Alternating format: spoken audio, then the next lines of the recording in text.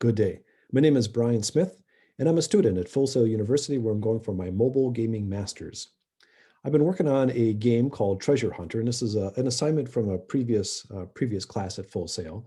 And it's just a simple application. You got a green field on it, and basically wherever you touch, you dig a hole on that green field, and sometimes you find treasure, and sometimes you don't find anything. And there's an inventory that you can see then of all the different treasure that's available. And nope, seems to be there. It is. The bag of holding shows you your inventory, and so it really is just a very simple game. But I've augmented it for an exercise where I want to make use of the GPS, the Global Positioning Services, and the constellation of satellites, and to be able to not just where you touch, you dig a hole, but where you are on Earth, you dig a hole. And so I'm mapping your geographic location to your backyard, to your front yard, to the park across the street, to a football field, to a state park or national park. So it really is, I think, quite an opportunity for really getting kids, getting people, even adults out of their house, especially with this COVID-19 times. So let me take you through some of the coding that was necessary for me to be able to find where you are on Earth using the GPS input from your handheld device, and then convert that into screen coordinates to be able to actually show you on the screen where you actually dug your hole and see if there was some treasure there. So let me share my screen. I'm going to do the desktop. Grand. Okay, so here I did this application development in Android Studio. So I've got a main activity. I've got a surface, the base surface, which is the green screen area of the surface that I'm constantly then redrawing and refreshing whenever something changes there. Then I created a new class over here called GPS Tracker, and let me take you through these different bits and pieces and see how they all work together for integrating GPS into your application. So first thing in the main activity is in the on create. So this is run when this activity is created. And down here, I'm going to initialize the GPS location manager.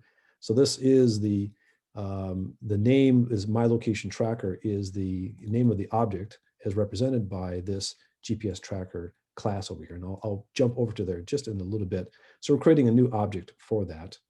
And then we are calling this establish location method in there to basically establish a location. And this will, as we'll see, we'll set up all the different tests to make sure that we've got GPS and GPS is configured correctly on our machine, on our device. And I take that location that we get and I put it into this my location now. And this is a static variable that always will be holding the current location of the human or the device as they're walking around on their field. So let's take a look over here in this GPS tracker. And there's two methods that are very important. Here is the context, or the constructor for that. And we just remember what our context is. And then when I call that establish location, I'm going to go through a series of tests, making sure that first of all, that these permissions have been set properly in the Android's manifest, which is right here. And this is the uses permissions that I'm requesting for this device. And then if that's not correct, then I return null. And I just use null in terms of the established location, this location that I'm passing back here. Just use null to say, if it's null, then location services is turned off. I'm not getting any GPS signals. And so then the application won't go down a path thinking that there is location services when there isn't. So I'm using that null as an indicator for that. Next thing I do is using that, or I create that location manager and I register that as a service right here. And then if GPS is enabled, in other words, if everything is working with this location has been established as a service, if GPS is enabled, then I find the location of my device and I return that location. And so that now I've got a valid location in that, it's going to be in that static variable that I'm holding back in the main activity. And if not, again, we return the null. So that's kind of the establishing the connections and just making sure we've got everything configured properly for receiving GPS on this device. The thing what I want to do is just go back to here, and I do want to call out that I did not invent all this. This was complex enough And I did have to watch some tutorials, and this is the one that I found was the best tutorial for that from CodeFreak. So just a citation to them, hats off to them, gave me a lot of the elemental pieces that I was able to pull together, and then of course integrating it into my my game environment here and the way that I've structured my systems. So sorry for the little diversion there. Back to the GPS tracker. The other thing that happens then once you've registered this service is that every time, based upon the update frequency, which is a specification of milliseconds, so it's not updating all the time, you can say, well, and I think what I'm saying here is every 100 milliseconds, I'm willing to get an update of the location, so every 10th of a second. And then if they've moved over a meter away from their last location, that's established here when I'm registering and making a request of this location manager. And then basically every time my location has changed over a meter, as per this configuration here, right here, over a meter, or it's been at least a 10th of a second, then this would be called, right? And it's event driven. And when that's called, then I call back to the main activity and I pass it the new location. And we'll see what we do there back in the main location. So every time there's an event that the location is updated, then it's right here, pass new location, and I simply update that static global variable here with that location update and put it into there. So that at all times after the location has been initiated, the location services have been initiated and have registered, at all times then, bam, bam, bam, bam, bam, I get updates for the GPS location, and then I keep that variable up to date for the eventual shake request. And I'll cover that actually in a different video here. So back to, okay, with GPS tracker, it does those two different things. The on location change is updated. And then next thing I want to show you is in the on click. So to know how big of an area it is, because I don't know if I'm asking you to set a corner A, I call it, and a corner B, and these are the two corners of a rectangle that are diagonal from each other.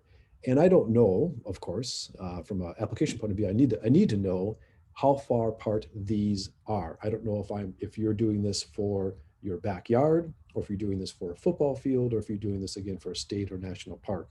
So I need to be able to know how far away from a degrees of latitude and degrees of longitude, how far you're away from those 2 points. So then I can scale where you are physically on Earth as you're moving around in between those 2 points in terms of degrees of latitude and degrees longitude.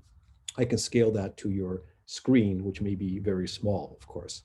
And so to set up for all that, I have 2 buttons, and one is to set the location A, and the other is to set location B. And I'll just go through the logic of just one of those, the location A, because the location B is similar. And basically, I'm just saying, hey, so if you press this button, and if my current location is not equal to null, in other words, the GPS is established and running on the system, then I want to take a look at where I am, and I mark then my location in terms of, keep track of the location. I then mark it in terms of finding out is from the location object, finding out its latitude and longitude. I say, yes, I've set corner A, and then I'm building up a string that I'm going to be passing back to the user. And the first part of it is just echoing back what that latitude and longitude is. But then I see if this is the second corner to be set. So if both corners have been set, then I know the distance between them. This is the diagonal distance between them. And then I don't use this diagonal distance for any mathematics during the game, but I just echo back to the user in this prompt here, so that right here, I'm just echoing back to the user to kind of give them a visual indication of the distance, and they can say, yeah, that was about 30 meters. And just because the GPS is not perfect in all of this. So it's more just kind of echoing back to the human. But then here I call, and I'll take you over to this, over on the surface, I call it event AB set. So in the case where both corners have been set, there's some mathematics I need to do over on the surface to get ready for the shake events for when that location is being sent into the surface also. And so that calls there with these parameters passing to that. And I'll take you through that. And then basically I'm just echoing back to the user, here is what happened. It was um, either the, has been set, this A location has been set, or it was null. In other words, the my location now was null, and just kind of indication to say, hey, maybe you should be turning on the GPS service again. You can see the text of the message that's being sent to the user.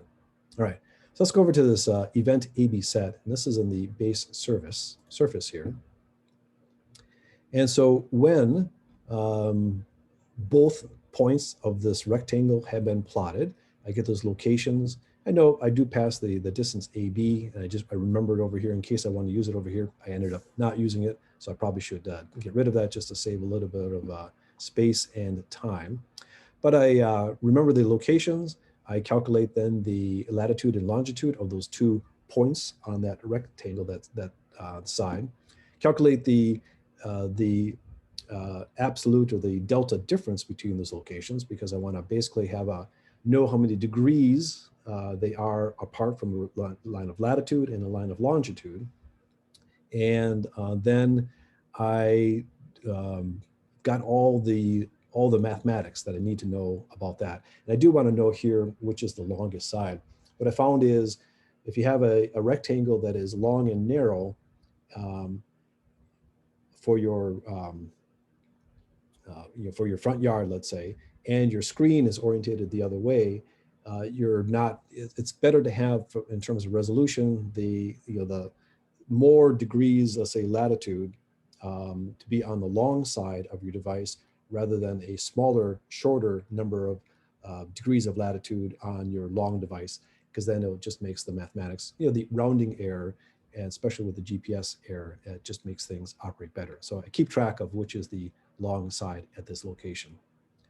So then really after that, the thing is, back over here in the main event, again, I'm going to cover the accelerometer, but basically in the accelerometer, we've got a shake event. So that's down here. So it's on sensor change. And again, I'm going to cover this, but there is a shake event. So I do a little bit of mathematics to say, has the device been shook enough? If it is, I call the shake event, and that gets us back over to the surface.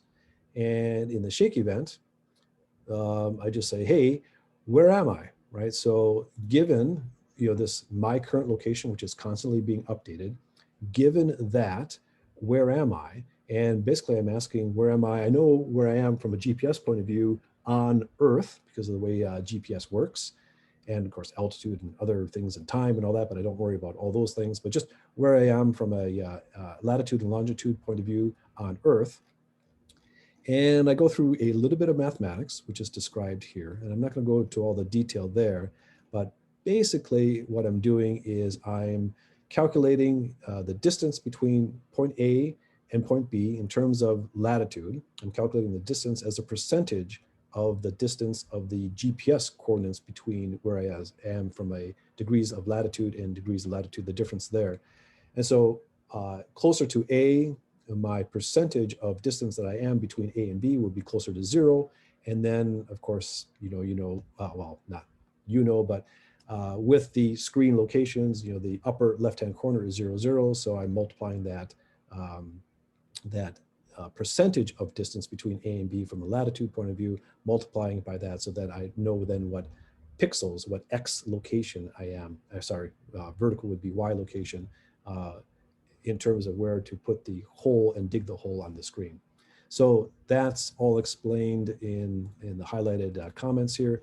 And basically, if I have to know at this time if the longitude and if that's the long side, so I keep track of that, and then basically kind of just reverse the mathematics for that. And then pass that back, which is the X and Y pixel location for where to dig the hole. And so that's the shake event comes in, and then I dig the hole at that location. So basically, it's that simple. And I'm going to take you through again more of the accelerometer in a different presentation, but that is largely how this all gets put together for the GPS tracker. So the integration of GPS as input, and I guess the most fun part was the mathematics in terms of actually calculating the metering, I called it, for the here's the distance, here's the distance of degrees of latitude or the distance in degrees of longitude between points A and B, and then metering that to say, every step through there is a percentage closer I am to B, and then and then map that to my canvas size on my screen so that I'm automatically scaling that properly. Hey, if you have any questions or comments or thoughts, feel free to ask. Otherwise, thank you very much for letting me take you through my code for integrating GPS into a very simple game that I think, with a little bit of extra work, could really turn into something that would be tremendous in terms of, can you imagine? I used to do, this is what made me think about this. I used to do Easter egg hunts with my kids, but after they started getting older, instead of just hiding eggs in the backyard, I started hiding eggs all over. We have a number of acres. We live out in the country. So we're talking about a mile here and a mile there. I started giving them GPS coordinates and giving them a GPS device and saying, go find that. And then they would take them next clue, next clue, next clue. And in fact, one of my more famous ones was up and down the Mississippi River, where they actually had to use a boat. And they went probably a total of 5 or 10 miles, I forget, at different places, places that we knew about on the Mississippi. And so that kind of thing, I can see the integration of this, allowing somebody to not just have random locations for these treasures, but have real locations so that when you get there, then it can pop up with a message about your next clue. So, it's kind of like an Easter egg hunt in your backyard. It could be an Easter egg hunt in your park across the street, or again, in a state park or national park or a football field. And so anyway, it just gets kids out of the house, and yeah, they're still using their device, but they're actually using it for running around and doing fun things. So again, thank you very much for letting me take through this, and let me stop this recording. Any questions, let me know.